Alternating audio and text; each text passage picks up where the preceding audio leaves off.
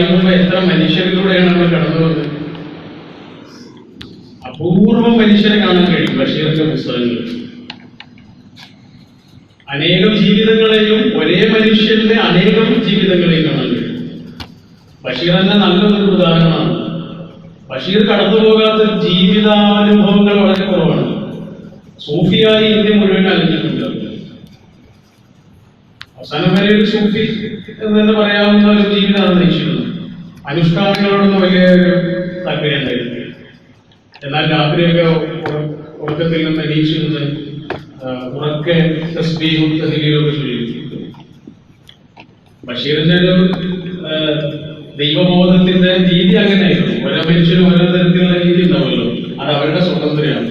ദൈവത്തിലേക്ക് എത്ര വഴിയുണ്ടെന്ന് ചോദിച്ചപ്പോ പോപ്പ് പറഞ്ഞത് എത്ര മനുഷ്യരുണ്ടോ അത്രയും വഴികളുണ്ട്.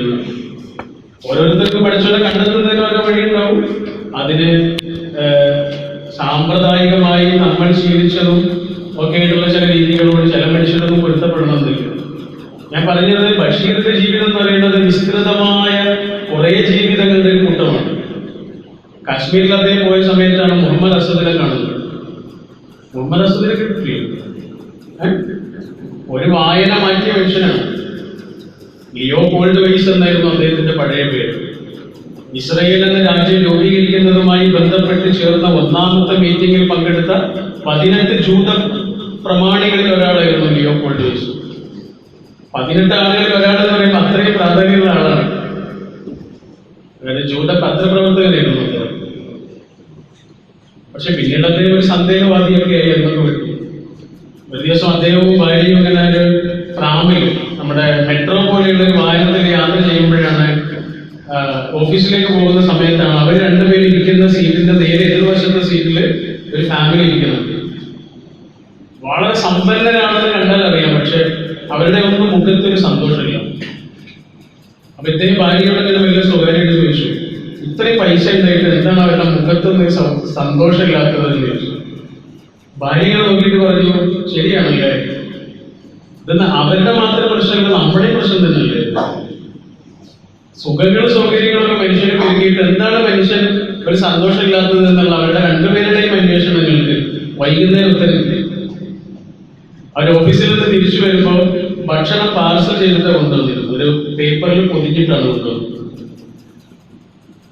അദ്ദേഹം ആ പേപ്പറുകളെ തുറന്നിട്ട് ഭക്ഷണം കഴിച്ചുകൊണ്ടിരിക്കുമ്പോൾ ആ പേപ്പറിലുള്ള വാർത്തകൾ ഇങ്ങനെ വായിക്കുന്നു.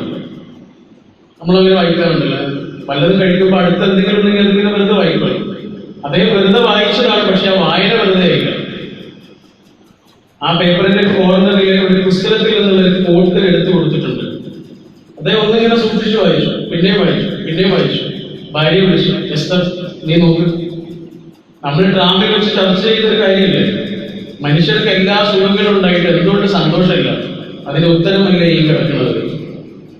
എസ്തറും വായിച്ചു. എസ്തർ പറഞ്ഞു, തന്നെയാണ് അതിനുള്ള ഉത്തരം.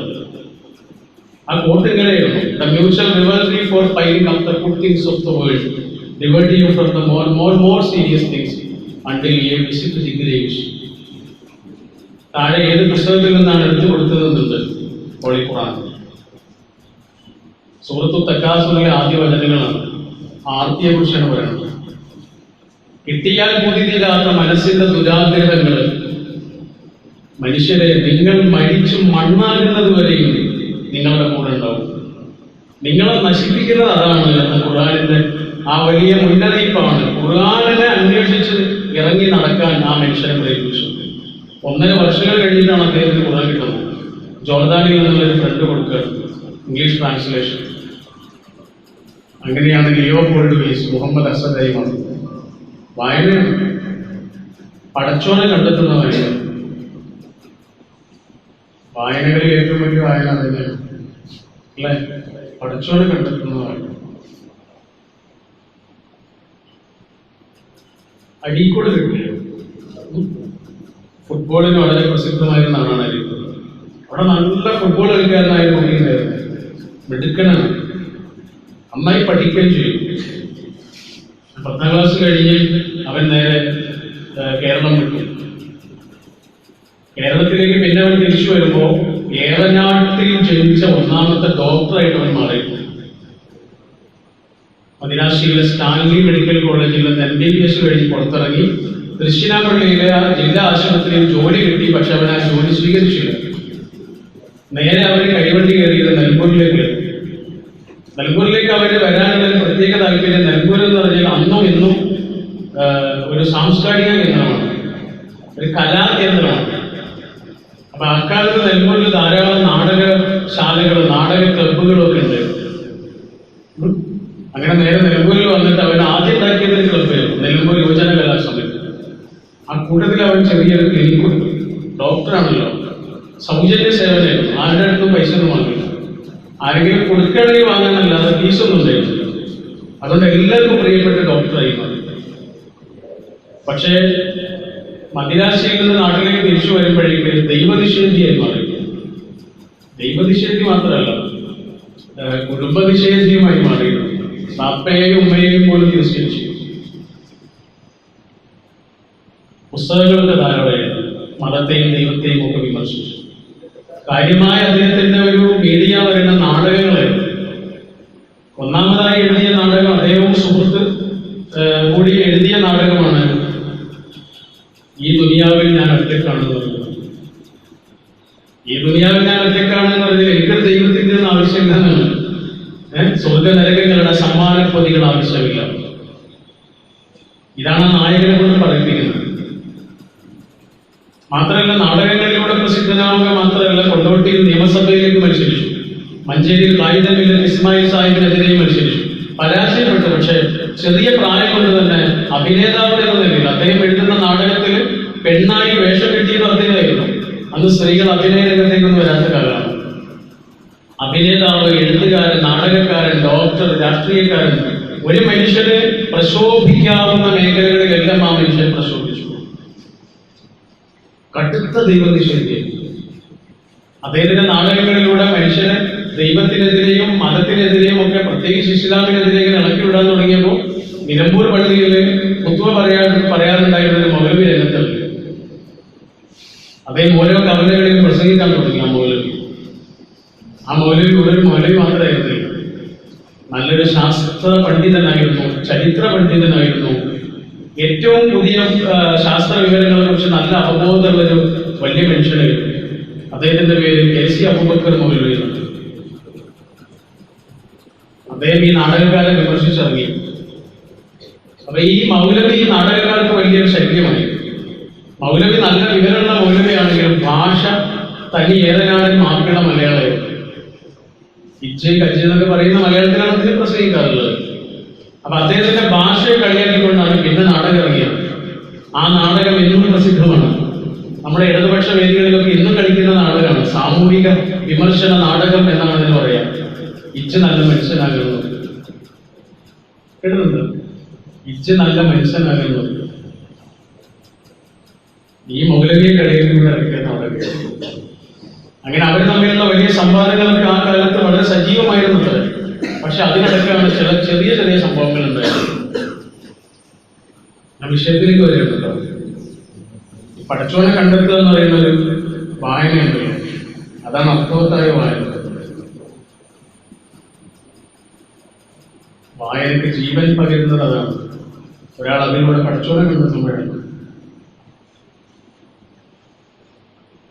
ആ സമയത്ത് നിലമ്പൂരിലെ ഒരു ഉൾഗ്രാമത്തിൽ ഒരു പെൺകുട്ടി പ്രണയ നൈരാശ്യം കാരണം ആത്മഹത്യക്ക് ശ്രമിച്ചു. ഒരു മുസ്ലിം അല്ലാത്ത ഒരാളുമായി പ്രണയത്തിലാവുകയും മതത്തിന്റെ കാരണത്തിൽ അത് കുടുംബങ്ങളെല്ലാം അത് പ്രശ്നമാക്കുകയും ആ വിവാഹം നടക്കാതെ വരികയും ഈ പെൺകുട്ടി ആത്മഹത്യക്ക് ശ്രമിക്കുകയും ചെയ്തു. അന്ന് ഒരു പെൺകുട്ടി ആത്മഹത്യക്ക് ശ്രമിക്കുക എന്നൊക്കെ പറഞ്ഞാൽ വലിയ കോളികളൊക്കെ ഉള്ള കാര്യമാണ്. അതുകൊണ്ട് അത് വലിയ സംഭവമായി ചർച്ചയായി. അതൊരു നാടകമാക്കാൻ ഇദ്ദേഹം ഒരുങ്ങി. അങ്ങനെ നിലമ്പൂരിലെ ബന്ധാവ് കുന്നിൽ അദ്ദേഹത്തിന്റെ ചെറിയ വീട്ടിലിരുന്നിട്ട് ആ നാടകം എഴുതിക്കൊണ്ടിരിക്കുകയാണ്. നാടകത്തിന്റെ പേരിട്ടു ആയിഷ. ആ പെൺകുട്ടിയുടെ പേര് ആയിഷ എന്നായിരുന്നു. അങ്ങനെ ആ പെൺകുട്ടിയുടെ ജീവിതം ഓരോ സീൻ ആയിട്ട് ഇങ്ങനെ എഴുതിക്കൊണ്ടിരിക്കുകയാണ്. സീനൊക്കെ കുറെ കഴിഞ്ഞ് ആത്മഹത്യ ചെയ്യുന്ന രംഗം എഴുതിക്കൊണ്ടിരിക്കുന്ന സമയത്ത് അദ്ദേഹം തന്നെ പറയാണ്, പേനയെടുത്താൽ വാക്കുകൾ ഓരോന്നോരോന്നായി എന്റെ പെണ്ണിൽ നിന്ന് പിറന്നു വീഴാറുണ്ട്. പക്ഷെ എനിക്ക് അക്ഷരങ്ങൾ മുറിഞ്ഞുകൊണ്ടേയിരുന്നു. വാക്കുകൾ വരുന്നില്ല. എന്റെ മനസ്സിൽ വല്ലാത്തൊരു തടസ്സമുണ്ടായി. അതൊരു ചോദ്യമായിരുന്നു. ആ ചോദ്യം എത്രയുള്ളൂ. ആത്മഹത്യക്ക് ശ്രമിക്കുന്ന ആയിഷ എങ്ങാനും മരിച്ചു പോയാൽ പിന്നെ അവൾക്ക് എന്താണ് സംഭവിക്കുന്നത്? ഒന്നും സംഭവിക്കുന്നില്ല. ഒരു ഉറുമ്പിനെ പോലെ, ഒരു ഈച്ചയെ പോലെ, ഒരു പ്രാണിയെ പോലെ മരിച്ച് മണ്ണാകുന്ന ഒരു ജന്മമാണോ മനുഷ്യന്റെ? പിന്നെന്തിനാണ് അത് ചെയ്യുന്നത്? പിന്നെന്തിനാണ് കുറെ ആളുകൾ ശത്രുക്കളാകുന്നത്? പിന്നെന്തിനാണ് കുറെ ആളുകളാണ് പിണങ്ങുന്നതിനാണ്? ഞാൻ മരിച്ചാൽ എനിക്കെന്ത് സംഭവിക്കുമെന്ന ചോദ്യമാണ് അദ്ദേഹത്തിന്റെ ഉള്ളിൽ ഉയർന്നത്.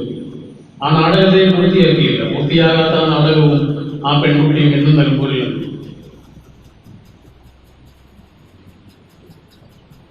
അതിനിടയ്ക്ക് വേറൊരു സംഭവം കൂടിയുണ്ട്. ഇത് രണ്ടും അദ്ദേഹം പറഞ്ഞതും എഴുതിയതുമായിട്ടുള്ള കാര്യങ്ങളാണ്. ഗ്ലാസ്നോസ്തും പെരിസ്ട്രോയിക്കയും എന്ന് പറഞ്ഞ അദ്ദേഹം പിന്നീട് ചെറിയ പുസ്തകം എഴുതിയിട്ടുണ്ട്. കമ്മ്യൂണിസത്തിന്റെ അവസ്ഥാന്തരങ്ങളെ കുറിച്ചൊക്കെ പറയുന്ന ഒരു ചെറിയ പുസ്തകം. അതിൽ അദ്ദേഹം ഒരു അനുഭവം കൂടി പറയുന്നുണ്ട്. അദ്ദേഹത്തിന്റെ അടുത്തേക്ക് നിലമ്പൂരിന്റെ ഉൾഗ്രാമത്തിൽ നിന്നൊരാൾ വന്നു. വളരെ വൃദ്ധനായ ഒരാൾ, അത് ഹരിജനൊക്കെ ആയിട്ടുള്ള ആള്. അദ്ദേഹത്തിന്റെ കാലിന് വലിയ പഴുപ്പുണ്ട്. അങ്ങനെ ആ പഴുപ്പ് അദ്ദേഹം പരിശോധിച്ച് ആദ്യം മരുന്ന് കൊടുത്തു. പിന്നെയും വന്നപ്പോൾ അദ്ദേഹത്തോട് പറഞ്ഞു, നിങ്ങളുടെ ഈ പഴുപ്പ് മാറണമെന്നുണ്ടെങ്കിൽ ഇഞ്ചക്ഷൻ ചെയ്യണം, സൂചി അടിക്കണം. സൂചി വെച്ചാൽ പഴുപ്പ് പെട്ടെന്ന് മാറും. അദ്ദേഹം എന്തായാലും സമ്മതിക്കില്ല. അപ്പൊ അദ്ദേഹം ഡോക്ടർ ചോദിച്ചു, എന്താ പേടിയായിട്ടാണോ? അല്ല, പേടിയായിട്ടാണ്. പിന്നെന്താ? എന്റെ കയ്യിൽ പൈസ ഇല്ല. ഇവർ തരാനുള്ള ഫീസ് മാത്രമേ കൊണ്ടുവന്നിട്ടുള്ളൂ, വേറെ എന്തെങ്കിലും കയ്യിൽ പൈസ ഇല്ലെന്ന്. അപ്പൊ ഡോക്ടർ പറഞ്ഞാൽ സാറിന് പിന്നെ വരുമ്പോൾ തന്നാൽ മതിയല്ലോ. അത് ഞാൻ പിന്നെ വീഴുന്നതിൽ കുഴപ്പമില്ല. അപ്പൊ ഡോക്ടർ പറഞ്ഞു, എന്നൊരു കാര്യമില്ല, പിന്നെ വരുമ്പോ തരാമെന്ന് പറഞ്ഞിട്ട് രക്ഷപ്പെട്ട